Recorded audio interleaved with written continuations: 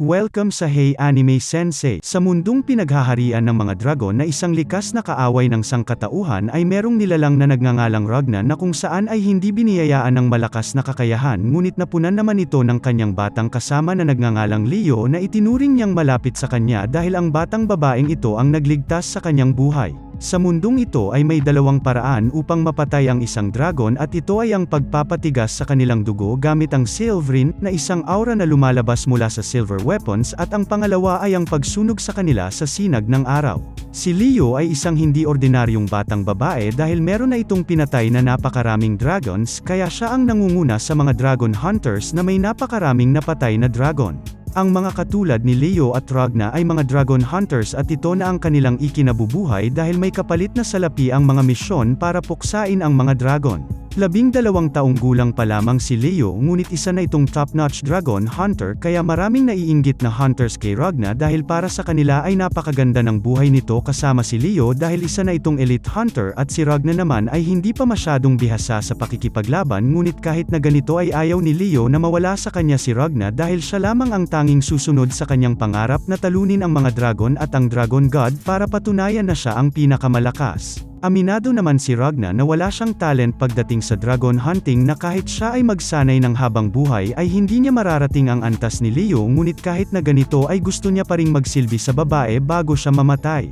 Dito na lumabas ang kakaibang vision ni Ragna sa isang may edad na lalaki na pinapaalam na mawawala si Leo sa kanya at ipinakita ang kalunos-lunos na nangyari sa babae na parang totoong nangyari. Tulala si Ragna kinabukasan dahil sa nalaman ngunit patuloy pa rin ang kanyang palaging ginagawa na pagsilbihan si Leo katulad ng ipagluluto niya ito ng kanyang gustong pagkain at iba pang gawain na parang isang magulang sa batang babae. Isang araw ay bigla na lamang walang kahit isang quest ang nakapaskil sa board kaya ikinadismaya ito ng mga dragon hunters dahil dito nga sila nabubuhay. Dahil walang gagawin kaya napagpasyahan na lamang ni Ragna na gupitan si Leo at habang ginagawa niya ito ay nakita niya ulit ang mangyayari sa babae. Ito ang paulit-ulit na nakikita ng bida na kahit sa panaginip kaya ang ginagawa niya na lamang ay mag-ensayo dahil sa paulit-ulit na vision. Ilang araw na rin ang lumipas ay napapansin na ng mga dragon hunters na tahimik ang mga dragons dahil lumilipat sila papunta sa silangan ng sabay-sabay na kung saan ay naroon ang Dona Piero na isang syudad na hindi pa inaatake ng mga dragons sa loob ng isang dekada.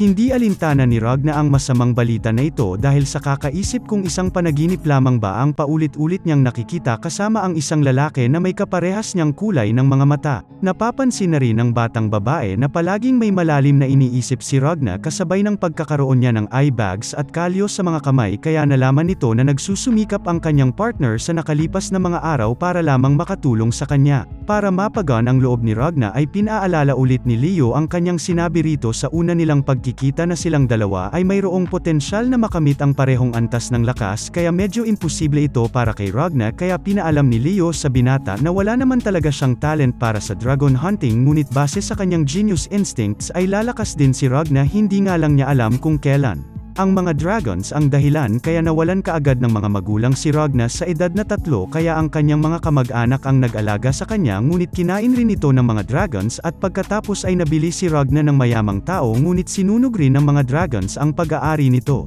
Dahil dito kaya sinisi ng mga tao si Ragna at inakalang may sumpa ang batang lalaki dahil paulit-ulit na rin itong nangyayari sa kanya ngunit sa hindi malamang dahilan ay palagi siyang nakakaligtas. Dumating ang batang-bata pa lamang na si Leo at inaya siyang mang-hunting ng mga dragons kasama siya. Sinabi rin ng batang babae na hindi naman masama ang pagkakaroon ng special link sa mga dragon kapag siya ay isang dragon hunter at simula noon ay idineklara ni Leo na isa ng dragon hunter si Ragna. May pag-aalinlangan man dito ang batang lalaki dahil ayaw niyang magaya si Leo sa mga namatay na malapit sa kanya ngunit wala na rin siyang nagawa ng sinabi ni Leo na siya ay malakas at papatunayan niya ito sa kanya. Sa panahong iyon ay pinakita ni Leo na totoo ang kanyang sinabi ng talunin niya nang walang kahirap-hirap ang isang dragon kaya dito napagtanto ng batang si Ragna na malakas ang babae at walang dahilan na mamamatay ito sa mga dragons. Sa piling ni Leo ay dito niya naranasan na hindi siya isinumpa kaya sinabi niya sa kanyang sarili na hanggang mapatay siya ng dragon ay gusto niyang nasa tabi pa rin siya ni Leo hanggat maaari.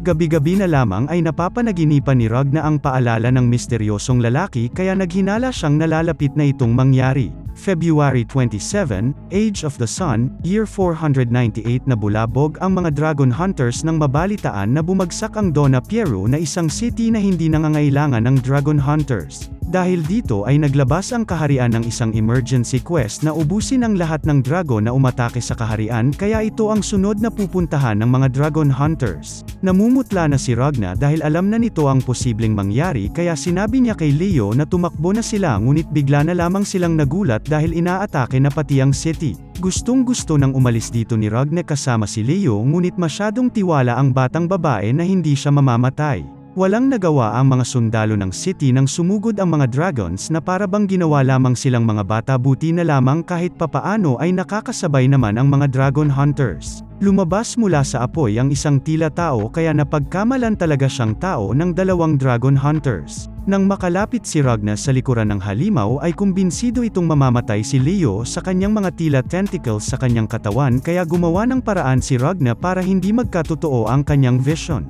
Dahil nasa harap lang ni Sykes ang halimaw kaya nangilabot siya sa kanyang nakita dahil isa itong superior dragon kaya kanyang napagtanto na ito na ang kanyang katapusan. Bigla na lamang sumulpot si Ragna sa likuran ng superior dragon ngunit nasira lamang ang kanyang espada kaya kaagad nagpalabas ng apoy ang halimaw na dahil sa sobrang lakas ay tumalsik ang binata. Kaagad pumunta si Leo sa kinaroroonan ng malakas na apoy at inutusan si Sykes na iligtas si Ragna na kaagad namang sinunod ng lalaki. Habang papalubog si Ragna sa malalim na ilog ay dito siya nagkakaroon ng vision na pagkatapos mawala ni Leo ay nagsimula siya sa kanyang quest upang maghiganti at tugisin ang lahat ng natitirang dragon hanggang sa maubos. Dahil sa mga laban ay lumakas si Ragna ngunit hindi pa rin naging sapat. Kalaunan ay nagkaroon siya ng mga kasama sa laban ngunit namatay rin naman ang mga ito pero ganun pa man ay patuloy siyang lumaban. Sa pagkakataong ito ay nakausap na naman ni Ragna ang misteryosong lalaki at ipinaalam sa binata na kapag nagbabalik tanaw ito ay baka gusto niya lamang talagang magkaroon ng pagkakataong mamatay ngunit parati naman siyang nakakaligtas.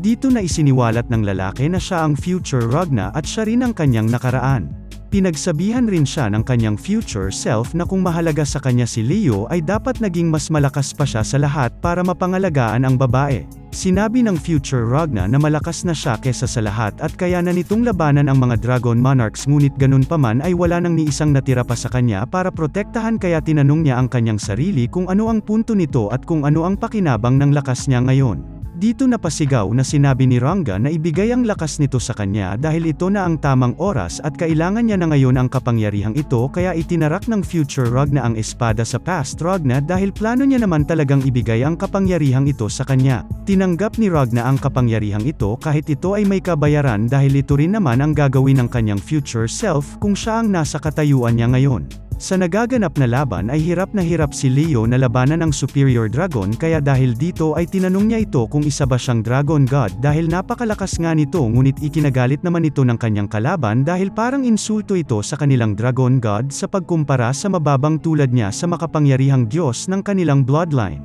Nagpakilala ang lalaki bilang Grimwelt at siya ang pinakamababa sa tinatawag ng mga tao bilang superior dragon dahil pang-10 ito sa upuan ng Bloodwing. Ipinaalam ni Gamewelt na nalungkot ang kanilang Diyos dahil ninakawan at nawala ang negosyo ng isang pastry na paborito nito kaya inutusan sila nitong wasakin ang kaharian. Confident na sinabi ng Superior Dragon na hindi sila nagseseryoso dahil hindi naman banta sa kanila ang mga Dragon Hunters at pagkatapos nito ay tatapusin niya na sana si Leo ng kanyang maramdaman ang isang presensya na papalapit. Habang tinatapos ni Ragna ang mga dragons sa kanyang daraanan na parang wala lang ay dito niya nakita ang memories ng kanyang future self na halos mamatay nang magpasya siyang puksain ang mga dragon ngunit nakakaligtas ito ng paulit-ulit. 10 taon na lumaban ng nanalo at natatalo ng paulit-ulit ang future self ni Ragna hanggang ang kanyang silver sword at kanyang kamay ay naging isa. Matapos ang 5 taon ay tuluyang nang naging isa ang future self ni Ragna at kanyang silver sword kaya ang kanyang katawan ay naging sandata na naglalabas ng silvery na aura.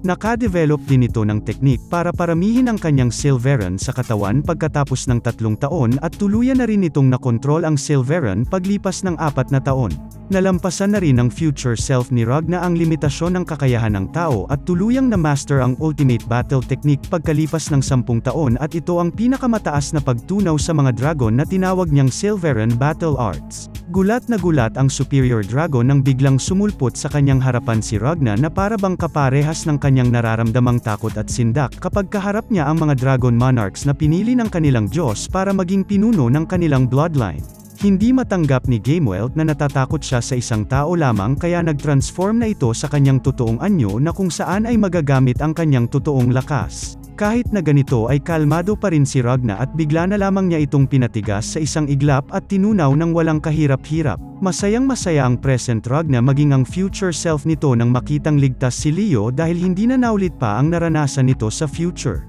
Sa ibang dako ay namatay ang future self ni Ragna na tila ito ang kabayaran sa kanyang ginawang pagbibigay ng kapangyarihan sa past na Ragna. Pinaalam ng babae na hindi rin magtatagal ang buhay ng past Ragna ngunit ganun pa man ay tila masaya pa rin ang future Ragna kahit ganun ang nangyari sa kanya at ang mangyayari sa past Ragna kaya hindi nakaligtas sa mga mata ng babae ang maaliwalas na mukha nito dahil sa tagal nilang magkasama ay ngayon pa lang niya itong nakita. Pagkatapos ay umasa na lamang ang dalawa na ang kanilang past self ay gagawa ng mundo na kung saan ay walang mga dragons.